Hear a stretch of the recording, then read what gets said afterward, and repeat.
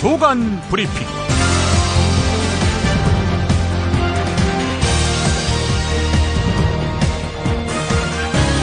(2015년 12월 5일) 토요일입니다.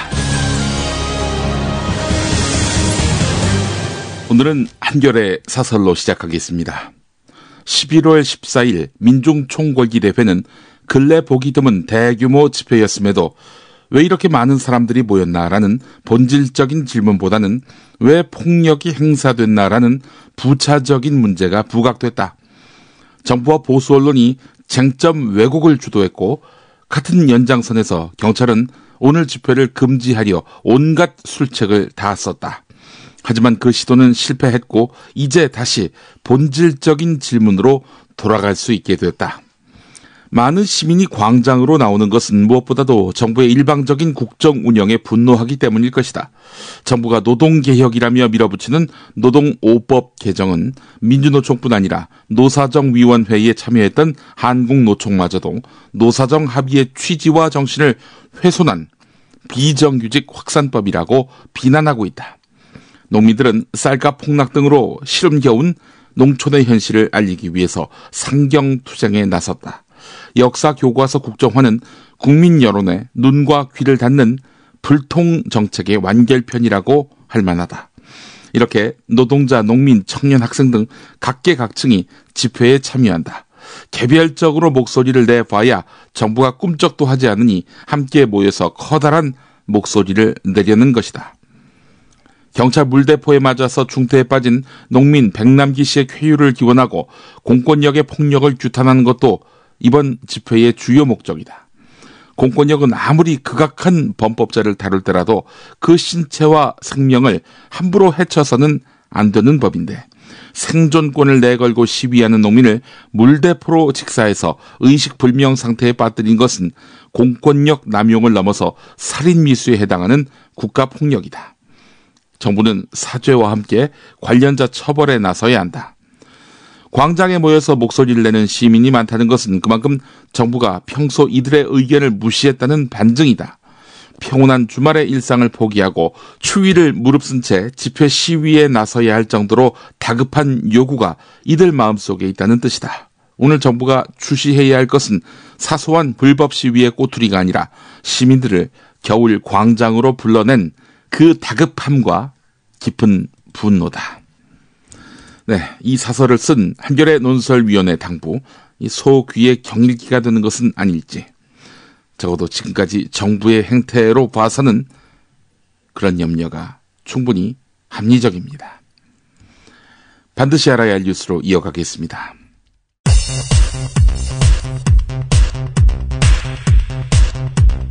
천둥 소리를 들었고 화물차에서 번개가 치는 것을 봤다고 제보한 것도 저희들이 접수를 해놓은 상태입니다. 국민안전처라든가 다른 기관에서도 낙뢰에 의한 것으로 보령 근처에 한 2-3시쯤에 있었던 그 낙뢰가 그 저녁에 서해대교에까지 영향을 준 것 같지는 않고요. 화재로 다리 상판을 지지하는 케이블이 끊어지거나 손상된 서해안 고속도로 서해대교의 양방향 통행이 오는 24일까지 통제됩니다.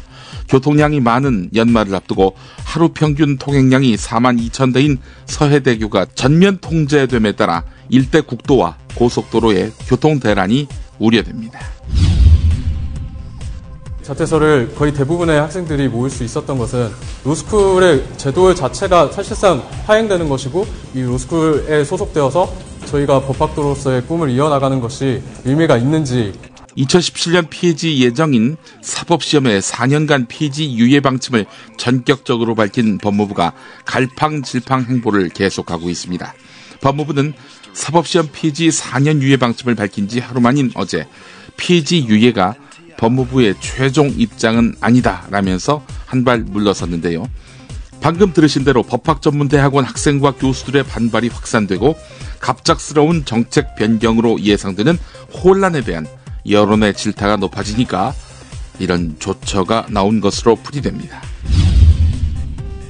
11월 14일과 같은 불법 폭력 시위 상황이 발생할 경우 이미 밝혔듯이 서울경찰은 보다 엄정하고 강화된 조치를 취할 계획입니다. 시민들이 다시 광장에 모입니다. 3번의 집회 신고와 3번의 금지 통고 이후 법원의 재판을 거쳐서 열리는 합법 집회입니다. 주최 측은 3만여 명이 참가할 것으로 보고 있는데요. 낮 2시 반 서울 광장에서 열리는 백남기 농민 쾌유기원과 민주회복 민생살리기 범국민대회는 맨 먼저 종교인들이 광장에 모인 시민들을 맞이하는 것으로 시작됩니다. 정부 여당의 복면금지법 추진에 항의하는 가면 행사도 펼쳐집니다.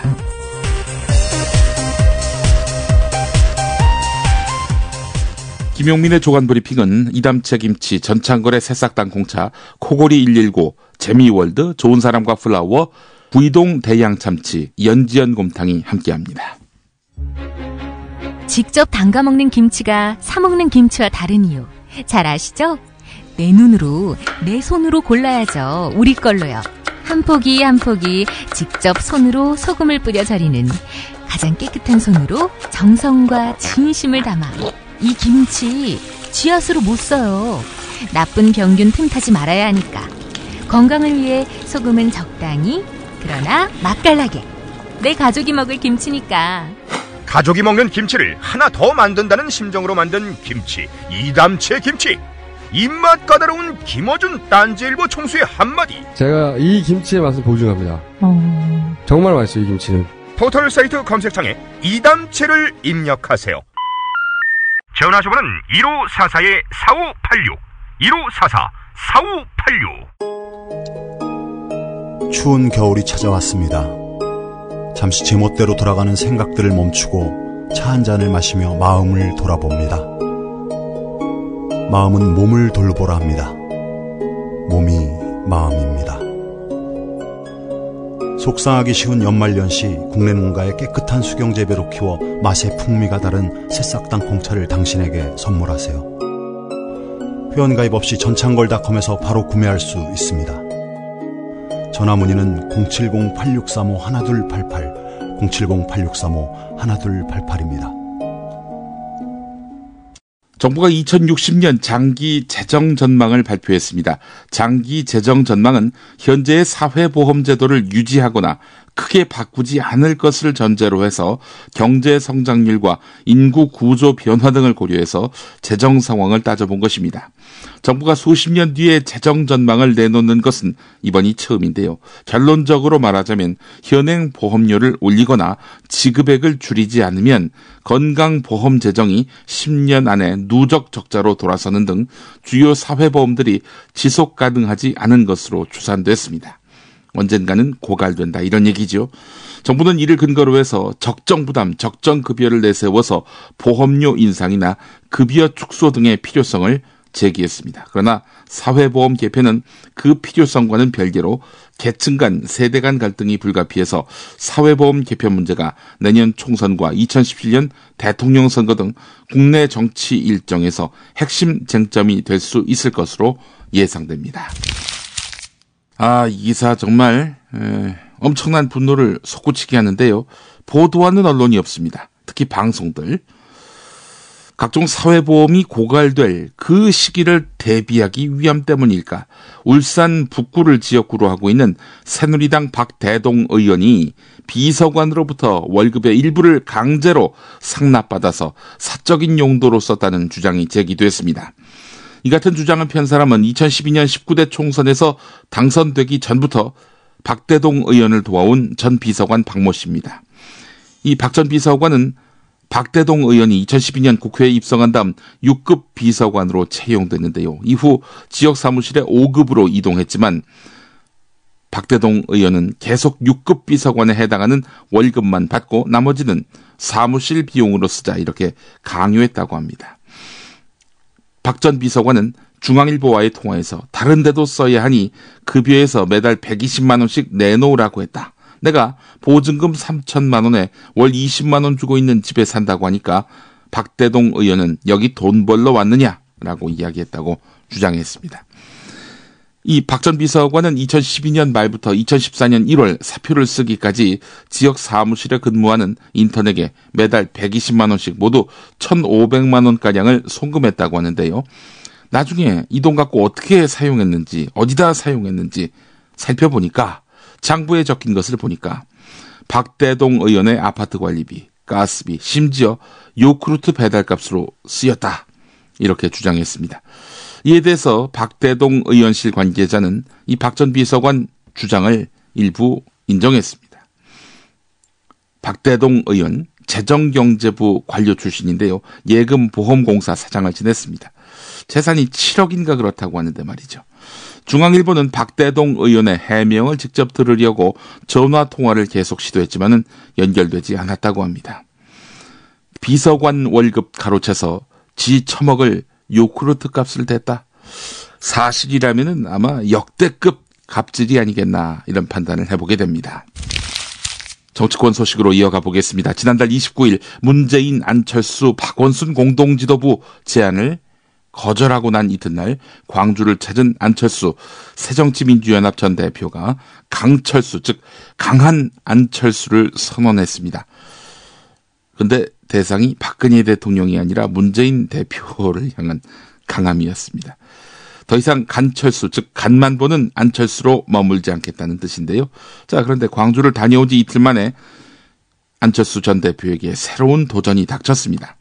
문안박 연대 이런 거 하지 말고 문재인 대표, 안철수 공동대표 모두 출마하는 혁신전당대회를 열자. 이렇게 맞받아친 안철수 전 대표에게 문재인 대표가 전당대회는 안 된다라면서 강수를 뒀기 때문입니다. 당의 앞길이 걱정이다. 안철수 전 대표가 이런 짤막한 문자 메시지를 남겼다고 하는데 말이죠. 문재인 대표의 초강경 대응에 난감해하는 표정이 엿보였다는 겁니다. 문재인 대표는 어제 안철수 전 대표가 주장해온 10대 혁신과제까지 당원 당규에 수용하겠다면서 화해 카드로 압박했는데요. 자, 이제 주목되는 것은 강철수로 거듭난 안철수 전 대표의 선택입니다. 과연 당을 떠날지 아니면 당에 머물러서 총선 이후를 도모할지 이게 관심이란 겁니다. 탈당? 선언하기는 쉽지만 이후에 벌어질 일들은 시베리아 벌판과도 같습니다. 우선 얼마나 동반 탈당하느냐 하는 점입니다. 당내에서는 일단 지역 기반이 탄탄한 호남 비주류 의원들이 손에 꼽히는데요. 특히 무소속 당선 경험을 지닌 이들이 무소속의 서러움은 잘 알지만 인물로만 승부해서 지역에서 이겼다는 자신감은 있긴 합니다. 그러나 그건 어디까지나 호남 이야기고요. 수도권 비주류들은 상황이 다르다는 겁니다. 이들은 문재인만으로는 안 되지만 문재인 없이도 안 된다라는 것을 잘 알고 있습니다. 경기도의 한 비주류 의원은 지인들에게 우리가 탈당하려면 한 번 쉰다는 각오를 가져야 한다 이렇게 말했다고 하는데요. 어제 석간에서도 말씀드렸듯이 돈, 대권주자, 명분 없이 움직일 수 없는 것이 바로 그들입니다. 수도권 친노를 떨치고 지지율 5%의 안철수가 홀로 깃발을 들고 나가기에는 밖이 너무나 춥습니다. 여기까지가 한겨레 기사였고요. 한국일보 기사 보겠습니다. 문재인, 안철수의 칼을 빌려서 고강도 인적 쇄신 몰아치나 이런 제목입니다. 문재인 대표가 연일 초강수를 두고 있지요. 안철수 의원의 혁신안을 그대로 수용하겠다라고 밝혔는데 이렇게 되면 당내 현역 의원 공천에 회오리 바람이 불가피하다는 겁니다. 특히 2심에서 유죄 판결을 받고 대법원 확정 판결을 기다리고 있는 박지원 의원 등 비주류가 타겟이 될 공산이 큽니다. 입법 로비 의혹으로 재판을 받고 있는 신계균, 신학용 의원 등도 공천이 어려워질 수 있습니다. 때문에 문재인 대표가 혁신안을 수용한 뜻은 안철수 의원의 칼을 빌려서 전방위 인적 쇄신에 나선다는 데 있다는 분석이 도리어 지배적입니다. 안철수의 칼을 빌린다는 말이 바로 여기에 적용된다는 것이죠. 문재인 대표가 그제 기자회견 직후 당무감사원에다가 비주류인 유성엽, 황주홍 의원과 친노인 신기남, 노영민 의원에 대한 엄중 조치를 지시하면서 친노와 비노 모두 원칙 앞에서는 예외가 없다. 이렇게 선언한 대목도 같은 맥락으로 보이는 것입니다. 문재인 대표가 9월에 제시됐던 안철수 의원의 혁신안에 대해서 그동안 아무런 답변을 하지 않았지요. 최근 문안박연대 또 혁신 전당대회 문제로 갈등의 골이 깊어진 뒤에야 수용하는 모양새를 취했다는 점. 그리고 안철수 의원이 9월에 혁신안을 발표할 때 박지원 의원 등이 강력하게 반발하니까 그때 자기가 말한 혁신안에서 사실상 한 발 물러섰습니다. 그럼에도 불구하고 고강도 혁신안 원안을 갖고 수용하겠다. 문재인 대표가 이렇게 밝혔단 말이죠. 따라서 이거는 안철수 의원과 화해하기 위해서, 관계 회복을 위해서 안철수 혁신안을 받아들인 것이 아니라고 볼 수밖에 없다는 것입니다.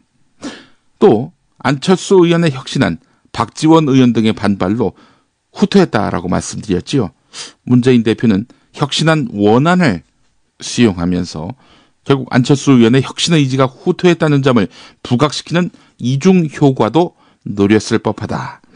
이렇게 한국일보는 분석하고 있습니다. 이러다 보니까 문재인 대표가 안철수 혁신안을 수용하겠다 이렇게 발표함에도 불구하고 비주류들은 여전히 반발하고 있는 것 아니겠습니까? 한편 한국일보는 안철수 의원을 포함한 비주류가 이 국면에서 집단 탈당을 결행하기는 쉽지 않을 것이란 관측이 지배적이라고 전하고 있습니다. 총선을 앞두고 명분도 세력도 역부족이라는 이런 분석 때문입니다. 탈당 불사의 카드를 쥐고 장고에 들어간 안철수 의원, 이르면 다음 주 초쯤에 입장을 발표할 것으로 알려졌습니다. 여권 상황을 보겠습니다. 경향신문에 나와 있는데요. 지난달 10일 국무회의에서 진실한 사람들만이 선택받을 수 있도록 해달라고 한 다음 여권 곳곳에 진실한 사람들이 넘쳐나고 있다는 기사입니다. 진실한 사람끼리 격돌하는 곳이 생겨나고 서로 진실하지 못한 사람이라고 손가락질하기도 합니다. 연말 송년회 예약도 여의도에 있는 한 한정식 집에 있는 방 이름인 진실로 잡아야 한다는 우스개까지 등장했습니다. 이거 방 이름이 진실인 거예요. 먼저 여의도에 복귀한 유기준 전 해양수산부 장관, 유일호 전 국토교통부 장관을 진실한 복귀자라고 하는가 하면 곧 돌아올 친박 좌장급인 최경환 부총리 겸 기획재정부 장관은 그러면 최진실이냐, 이런 허무한 농담도 나돌고 있다고 합니다.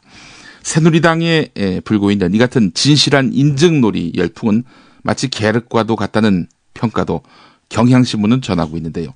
대구 경북 지역에서는 진실 인증 마크를 얻어야 20대 국회 입성에 가까워지지만 전국 단위에서 보면 당에 도움이 되기는커녕 손실이 될 수밖에 없는 놀이다라는 분석도 있습니다. 새누리당 의원이 100%인 TK에서 집안 싸움을 벌이는 사이 수도권 등 비영남에서는 표가 뚝뚝 떨어질 수 있다는 것입니다.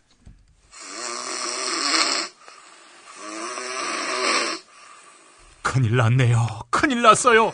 다른 사람에게 폐 끼치는 건 둘째치고 본인의 수면 건강이 무엇보다 걱정됩니다. 한 방을 써야 하는 부부와 연인, 군입대나 기숙사 입사를 앞둔 청년, 코수술, 비싼 양압기 구입, 이젠 안 하셔도 됩니다. 간편하고도 반영구적인 코골이 방지기구 24,000원이면 됩니다. 심한 코골이와 수면 무호 걱정 마세요. 99%의 감소 효과를 보장합니다. 검색창에 코골이 119, 코골이 119를 입력하세요.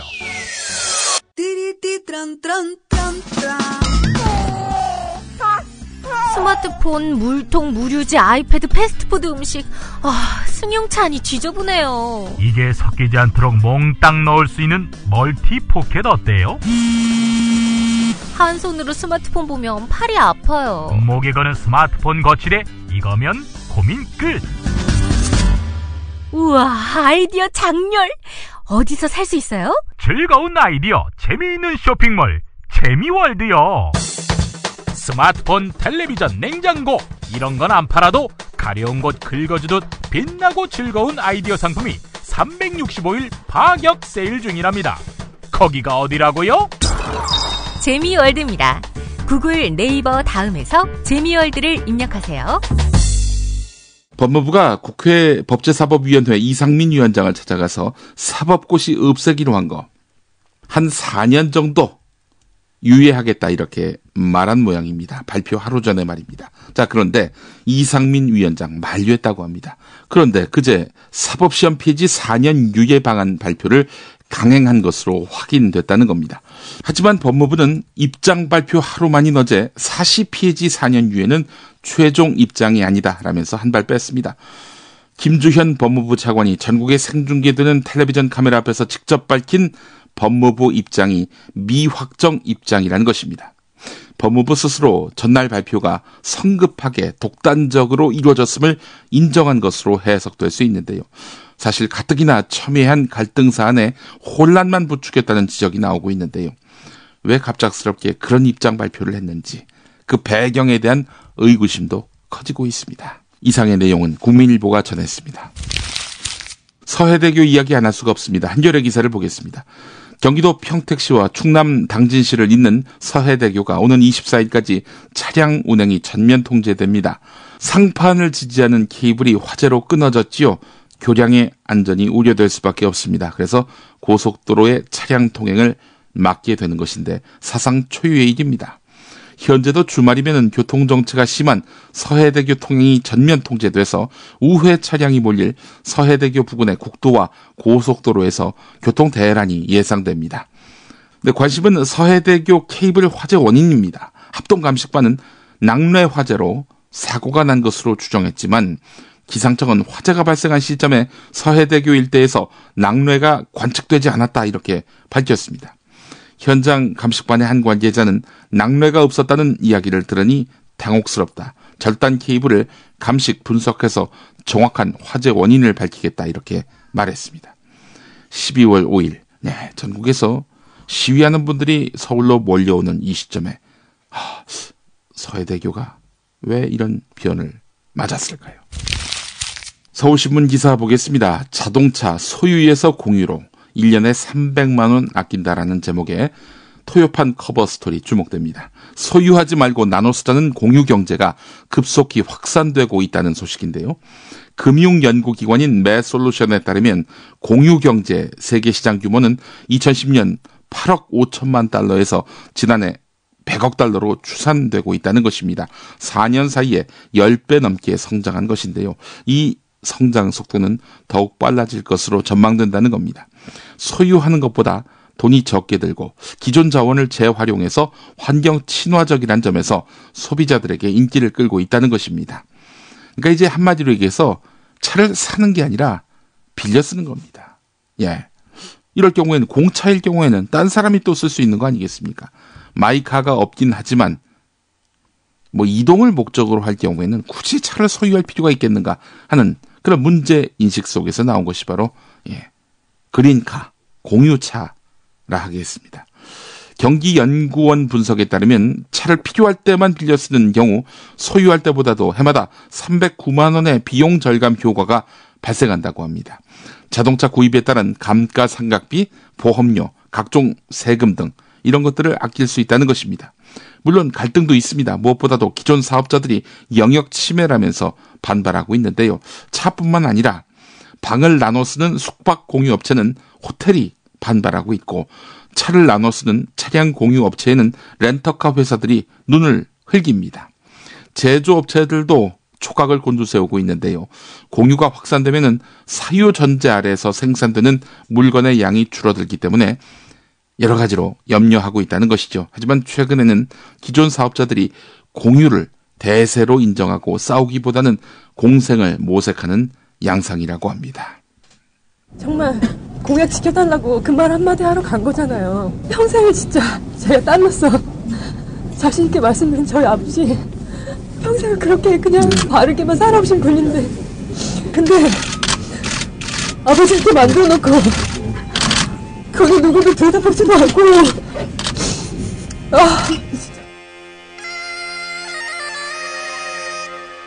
특히 복면 시위는 못하도록 해야 할 것입니다. 아이슬도 그렇게 지금 하고 있지 않습니까? 얼굴을 감추고서. 투쟁 시위만을 일삼는 민노총이 대한민국에 없었다면 대한민국은 벌써 3만 부를 넘어서서 선진국에 진입할 수 있었을 겁니다. 복면 등으로 얼굴을 가리고 익명성에 기댄 폭력 시위꾼들에 대해서는 원칙적으로 실형이 선고되도록 모든 역량을 투입하겠습니다. 협박에 지배당한다면 우리는 시민이 아닙니다.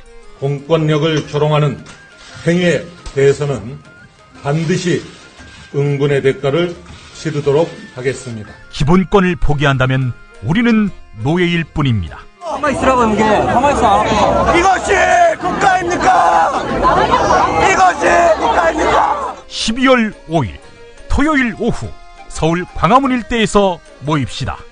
가장 평화롭게, 그러나 가장 단호하게 우리의 목소리를 전합시다.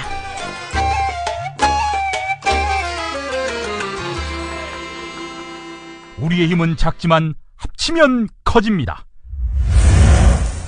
12월 5일 오후 서울 광화문입니다. 12월 5일 오늘 2차 민중총궐기 관련한 기사 두 가지 보겠습니다. 먼저 중앙일보 기사입니다. 지난 자정부터 서울 종로구 조계사에 남자 신도들의 출입이 전면 제한되고 있습니다. 지난달 16일부터 조계사에 은신한 한상균 민주노총 위원장의 도주를 막기 위해서인데요. 경찰은 서울 도심에서 열리는 2차 민중총궐기 집회에 한상균 위원장이 참석할 가능성이 있다고 보고 있습니다. 이에 따라서 경찰의 감시망도 한층 강화됐는데요. 경찰은 조계사 측의 동의를 얻어서 지난 자정부터 조계사 소속 스님과 종무원들은 출입증을 착용하도록 하고 그 외 출입에 대해서는 일체 차단하기로 했습니다. 또한 출입증 착용자가 운전하는 차량도 트렁크 검문을 실시하게 되는데요. 경찰 관계자는 육안으로 확인이 가능한 여성 신도는 출입을 허용할 방침이라고 전했습니다. 앞서서 한상균 위원장은 지난달 14일 1차 민중총궐기 집회에 참석했다가 경찰의 포위망을 피해서 서울 중구 프레스센터 건물로 도피한 뒤 잠적해 있다가 이틀 뒤에 조계사로 피신했습니다.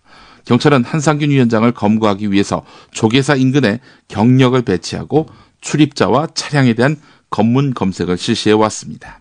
한편 한상균 위원장은 어제 오후에 자신의 페이스북 계정에 올린 동영상에서 지난달 14일 10만이 모이니까 세상은 호들갑을 떨기 시작했다. 우리 민중의 생존권을 지켜내는 결정적인 계기를 만들어야 한다라면서 집회 참여를 독려했습니다. 경향신문 사회부 홍재원 기자의 기자 메모 소개해드리겠습니다. 지난달 14일 광화문 집회엔 주최 측 추산 13만 명, 경찰 추산 8만 명이 모였다. 정부는 전가의 보도 같은 위기 대응 매뉴얼을 꺼내들었다. 바로 폭력 집회 프레임이다. 정부가 불법 폭력 집회로 몰아가니까 보수 언론은 기다렸다는 듯이 집회 비판 보도를 녹음기처럼 몇 주째 반복했다. 10만 명이 모인 것만으로도 강력한 반정부 메시지를 보여준 사건이었지만 극히 일부의 폭력 행동에 묻혀버렸다.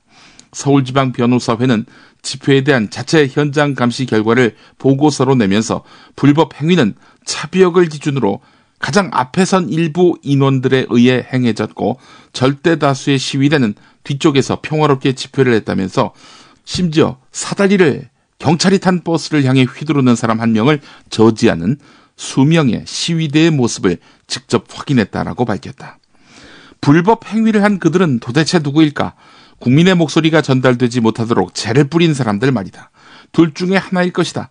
경찰 짐작대로 전문 폭력 시위꾼일 가능성이 있다. 만약 그렇다면 이들은 아직도 구태를 벌이지 못한 사람들이다. 한풀이를 해보겠다는 사람들이거나 폭력 아니면 그 판에서 인정받기 어려운 그런 부류들일 것이다. 차벽이 반헌법적이긴 하지만 경찰 버스에 올라가서 뭘 어쩌겠다는 것인가.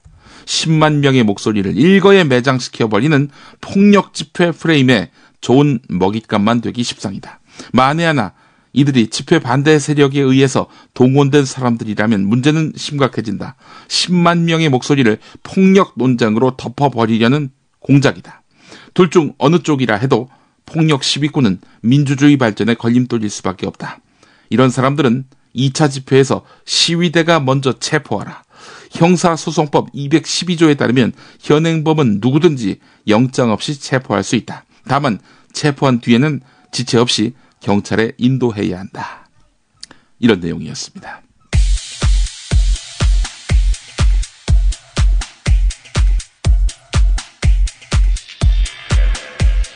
(4.16) 세월호 참사 1주기 당시 광화문 시위 때 벌어진 일.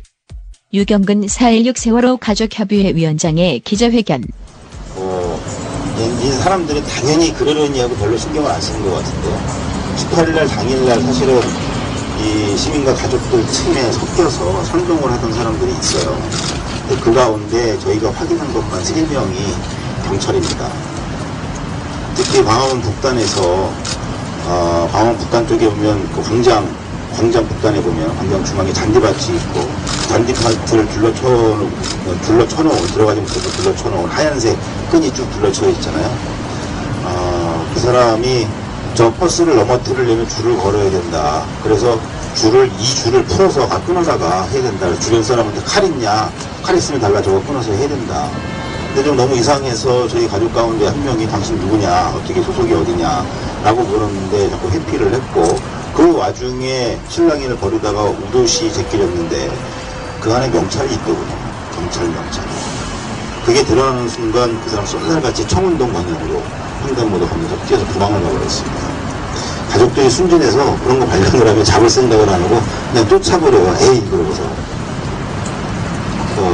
광화문 현판 밑에 저희 가족과 시민들이 있었는데 그 가운데 함께 섞여있던 시민처럼 함께 섞여있던 노란 우의를 입은 여성 2명으로 저는 얘기를 들었는데 그분이 자연스럽게 그 옆에 있던 경찰 버스를 왔다 갔다 하더군요. 경찰 버스를 둘이 가서 탔다가 내렸다가 잘 몰랐는데 나중에 알고 보니까 거기도 마찬가지로 뭐 신분증이나 이런 거 하지 못했지만 일전에서 너무 가져온 버스에 자연스럽게 둘이서 왔다 갔다 한다고 그러는 거 보겠습니다. 이런 얘기 하는 것도 치사스러운데 그런 경우가 있습니다. 실제로. 그래서 만일에 다음부터 이러한 사례가 또 적발이 되면 그래서 확인이 되면 다음부터는 쫓아버리지 않겠습니다. 다음부터는 저희가 붙들겠습니다. 신원 확인하고 명확하게 사과하고 무슨 목적으로 여기에 들어와서 이렇게 선동을 하고 있는지 아마 시민들 가운데 그런 선동에 조금 이렇게 혹하신 분들이 조금 있으신 것 같은데 그 내용을 알고 나서 저한테 연락이 여러 명 왔어요. 죄송하다고. 비슷한 일이 이스라엘에서도 있었는데 2015년 10월 팔레스타인 청년들이 이스라엘 군을 향해 돌을 던집니다. 그런데 잠시 뒤 선두에서 돌을 던지던 67명이 갑자기 뒤돌아서더니 같은 시위대를 향해 권총을 쏴댑니다. 총격을 받은 시위대가 우왕좌왕하는 사이 이스라엘군이 합세해 이들을 경호하고 미처 달아나지 못한 팔레스타인 청년을 폭행하며 끌고 갑니다. 저항이 힘든 청년의 다리에 직접 총을 대고 쏘는 장면까지 포착됐습니다. 총을 맞고 의식을 잃은 또 다른 청년도 거칠게 끌려갑니다. 돌을 던지다 뒤돌아 총을 쏜 사람들은 이스라엘 경찰 요원들이었습니다. 팔레스타인 청년들처럼 청바지에 티셔츠를 입고 두건도 들으며 시위대로 위장한 것인데 선두에서 돌을 던질 것을 선동하기까지 한 것으로 알려졌습니다.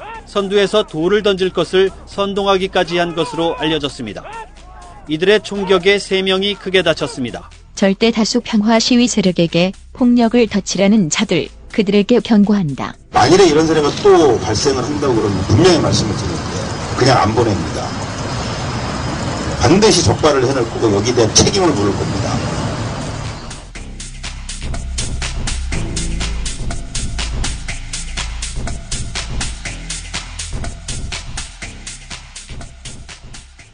여보, 좋은 꽃 배달 추천 좀 해봐. 회사에서 보내려고? 그럼 좋은 사람과 플라워지. 화환이나 조화가 7만 원도 안 돼. 결제도 적립금으로 가능하다고. 오, 그래? 근데 화환이나 조화 말고 이벤트를 위한 건데. 그거 역시 좋은 사람과 플라워. 꽃하고 케이크하고 샴페인하고 다 해서 10만 원도 안 된다고. 가격도 중요하지만 빨리 배달해야 돼. 그거 역시 좋은 사람과 플라워지. 전국 어디든 3시간 내에 배송이 된다고. 근데 누구한테 보내려고? 누구긴 누구야. 좋은 사람. 바로 당신한테 보내는 플라워지. 사랑해, 여보. 나? 가격, 배송, 느낌까지 좋은 사랑과 플라워는 감동까지 실어 꽃을 배달합니다. 1566-0263 기억해두세요. 1566-0263 공화국 참치논평 구이동 대양 참치를 맛보지 못한 국민 여러분은 진정한 참치 맛을 보기 위한 강도 높은 중대 조치를 취하실 계획을 표명하시고 곧장 구이동으로 달려오시기 바란다. 참치에 대한 체질적인 거부감과 적개심을 노골적으로 드러내는 분도 구이동 대양참치에 오시면 추호도 용납할 수 없는 포항무도한 폭식 행위를 자행할 것이다. 구이동 대양참치. 월요일 참치데이 이벤트, 화요일 참치머리 서비스로 함께합니다. 주차장 걱정 마시고요. 대중교통은 서울 지하철 2호선 구의역 2번 출구에서 5분 거리입니다. 대양참치 구의점 02-455-8087. 김용민이 전해드리는 조간 브리핑. 이른 아침 조간신문 핵심 기사를 훑어보는 시간, 김용민의 조간 브리핑. 월요일부터 토요일까지 매일 오전 7시대에 업데이트됩니다. 뉴스뿐 아니라 그 안에 숨은 맥락도 짚어드립니다. 한국일보 사회부 이대혁 기자의 기자의 눈으로 이어가 보겠습니다. 2016년 예산안이 국회 본회의를 통과했다. 386조 3,997억 원이 내년 나라 살림에 쓰인다. 그러나 국가정책인 어린이집 누리과정 예산은 지난해에 이어서 또 지방당국인 각 시도교육청에 맡겨졌다. 여야는 어린이집 누리과정에 필요한 2조 1,000억 원 가운데 예비비 3,000억 원만 임시방편으로 지원하겠다는 방침에 합의했다. 나머지는 교육청들이 중앙정부에서 주는 지방교육재정교부금에서 해결하거나 빚을 내서 해결하라는 것이다. 시도교육청은 더 이상 빚을 늘릴 수 없다며 중앙정부가 예산을 마련해 주지 않으면 내년 어린이집 누리과정 예산을 편성할 수 없다고 못 박았다. 14개 시도에서 보육 대란이 우려되는 실정이다. 누리과정은 국가가 보육을 책임지겠다며 내세운 박근혜 대통령의 대선 공약이다. 중앙정부가 책임져야 할 약속이라는 게 중론인데 지방자치단체인 시도교육청에 떠안으라고 강요하는 형국이 2년째 이어지고 있다. 예산이 부족해서만은 아니라는 점은 분명하다. 매년 되풀이되는 쪽지 예산만 보더라도 그렇다. 총선을 앞두고 지역구 퍼주기에 당초 없던 예산이 6,500억에서 3조 원이나 편성된 것으로 평가된다. 최근 한 달 동안 쏟아져 나온 정부의 대규모 사회간접자본 건설 계획에는 무려 14조 원이 넘는 사업비가 투입된다. 결국 어린이집 누리과정 예산은 돈의 문제가 아니라 의지의 문제다. 책임져야 할 정부는 물론이고 국회도 관심을 갖지 않고 있다는데 심각성은 더한다. 교육이야말로 자본이고 투자라는 말이 이들의 귀에는 왜 들리지 않는지 궁금하다. 이런 내용이었습니다. 국민일보 기사 보겠습니다. 아들 대신 다른 학생을 발표 토론대회에 나가게 하고 그 수상 실적을 아들의 것인 양 인류대학 입학사정관 전형에 제출한 학부모가 재판에 넘겨졌습니다. 이 학부모와 가짜 아들 범행을 공모하고 거짓 수상 실적으로 대입 추천서까지 써준 교사도 함께 기소됐는데요. 이 학부모의 진짜 아들은 2년 전에 인류대에 합격했습니다. 서울중앙지검 특수일부는 학부모 이모 씨와 서울 강서구 생물교사인 권모 씨를 업무방해 혐의로 불구속 기소했는데요. 이 학부모 이모 씨는 2010년 11월에 열린 G20 국가의 기후변화 대응에 대한 청소년 발표대회에 아들 대신에 동창생인 김모군을 대리 참석시켰습니다. 권 교사는 김 군에게 강서고등학교 2학년 손아무개입니다 라고 인사하고 발표하도록 지시했고, 이모 씨는 영어를 잘하느냐, 영어로 된 대본을 읽어보라 이렇게 말하기도 했다는 겁니다. 자, 이들은 1년 뒤인 2011년 6월에 녹색 성장을 위한 기후변화 대응 창의적 해결 방안 토론회에서도 같은 수법으로 수상 실적을 얻었습니다. 참가자 명단에는 이모 씨 아들 이름을 넣었지만은 토론대회 당일에는 강서고 1학년 학생이 대신 나왔습니다. 학생들은 토론대회를 개최하는 사단법인의 총재상을 수상했습니다. 인류대 합격을 위한 범행이었고, 자신을 가장한 사람 덕에 인류대학에 합격한 손모군은 실제 2013년 경희대 한의예과 네오르네상스 전형에 합격한 것으로 조사됐습니다. 권 교사는 2012년 8월 이 손모군 교사 추천서에다가 G20 발표대회에서 입상할 정도로 미래가 촉망된다라고 적었는데 거짓말을 한 셈인 거죠. 경향신문 커버 스토리 천재의 굴레, 송유군을 위기로 내몬 우리 사회 욕망과 집착이라는 제목의 글 또 소개를 하겠습니다. 박은하 기자의 글인데요. 천재소년, 1997년에 태어난 한 소년에게 언론이 붙인 이름이다. 그때 나이가 6살이었다. 수학과 과학에 대한 재능이 뛰어나 입학하자마자 초등학교 6학년으로 월반했다는 사실이 방송을 통해 알려졌다. 대학 수준의 수학 문제까지 척척 풀어내고 물리학자가 돼서 우주의 원리를 풀어내겠다는 당찬 소년에게 대중은 열광했다. 천재 소년은 온 나라에 영재교육 열풍을 몰고 왔다. 소년은 해마다 최연소 기록을 깨뜨리며 대학과 대학원에 진학했다. 내년 2월에는 과학기술연합대학원 대학교에서 최연소 박사가 될 예정이었다. 그러나 천문학 저널에 기고한 논문이 표절 판정을 받았다. 논문 게재는 철회되었고 학위 취득은 물 건너갔다. 천재 소년은 연구자로서 기로에 서 있다. 우리 사회의 천재 환상이 낳은 결과다. 최연소 기록에 집착한 언론, 학교의 책임이 크다.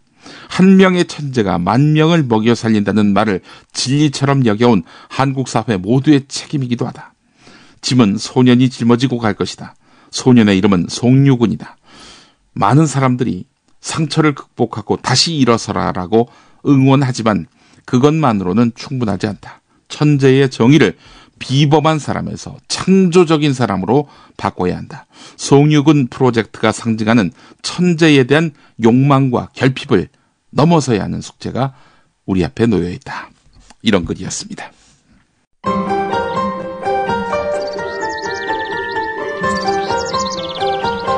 오늘의 날씨. 주말이 되자마자 추위가 풀렸습니다. 한낮에는 8도까지 기온이 오르면서 바깥 활동하기가 무난하겠습니다.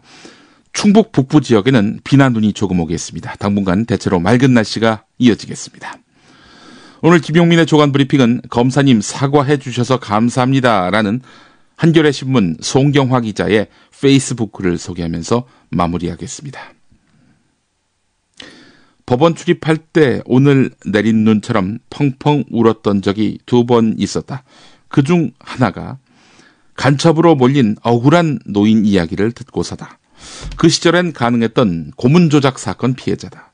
들으면서도 믿기지 않는 얘기들이 울먹이는 노인의 입에서 나왔다. 느닷없이 끌려간 지하 조사실에서 통닭구이 모양으로 매달리고 성기와 손가락에 전기 고문도 받고 피투성이가 된 뒤에는 내가 맞소, 간첩이요, 북에 가서 김일성도 만났소 이렇게 진술하고는 법정에 세워졌다. 검찰은 수십 년의 징역을 구형했고 15년이 선고됐고 9년을 살다 나오니 1991년이었다. 내가 출입하던 2010년 즈음에는 진실화해위의 성과로 과거사 재심이 물밀듯 쏟아졌는데 나중에는 재심 무죄가 너무 흔한 판결이 돼서 기사로도 다 못 썼다. 그러나 얼마 있다가 대법원 판례 변경으로 국가가 이들에게 지급할 피해 배상금이 대폭 깎였다. 납북 어부들이 특히 많았는데 재심 무죄 판결이 나고 나서야 명절 때 고향에 갈 수 있게 됐다며 우는 노인도 있었다.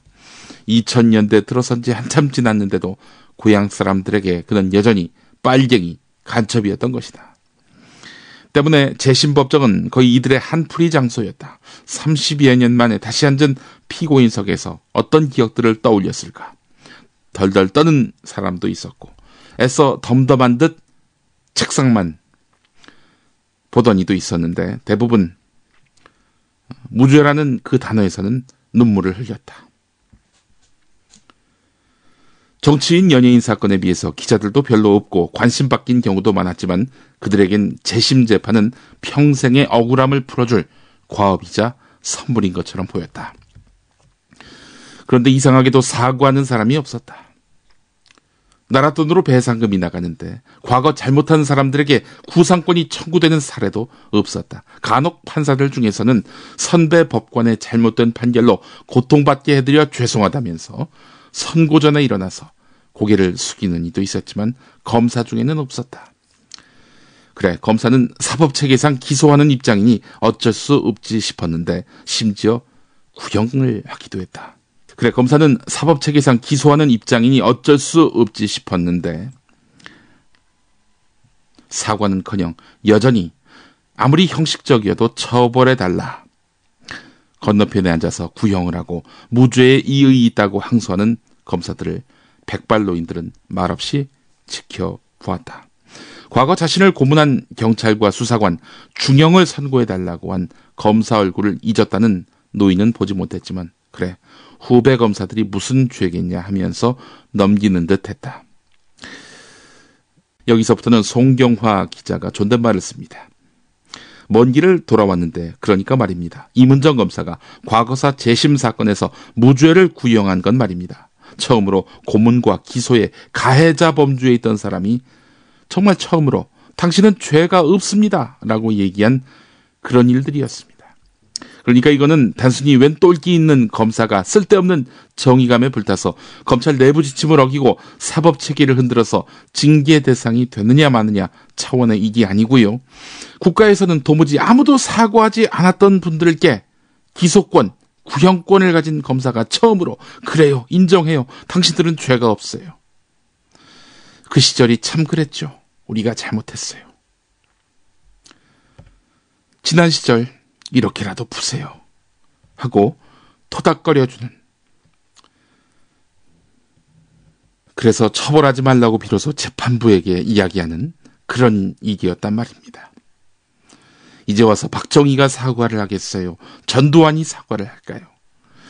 세상이 바뀌어 잘못한 게 없음이 인정됐지만 거꾸로 잘못한 사람이 없다는 이 2000년대에 들어선 지 한참 지난 때에 노인들에게 위로의 손길을 내민 것은 이문정 검사가 처음이었습니다. 모든 검사가 판사가 알아서 선고해달라면서 책임 회피형, 백지 구형을 앵무새처럼 할 때 이에 익숙해진 나는 왜 무죄라는 단어가 검사 입에서 나오는 것을 상상해보지 못했을까요? 부끄러워집니다. 많은 노인들이 그 기사를 보고 울었을 것입니다. 그러므로 검찰은 이문정 검사를 어떻게 징계할까만 골몰하지 말고 공소시효가 완성됐겠지만 어떻게든 가해자들에게 책임을 지울 수 있을까 고민하는 신용이라도 해보고, 고문하던 시절은 아니지만 자신들이 휘두른 칼에 억울한 사람은 없는지 돌아보는 게 우선이라고 생각합니다. 네, 월요일 조간 브리핑에서 뵙겠습니다.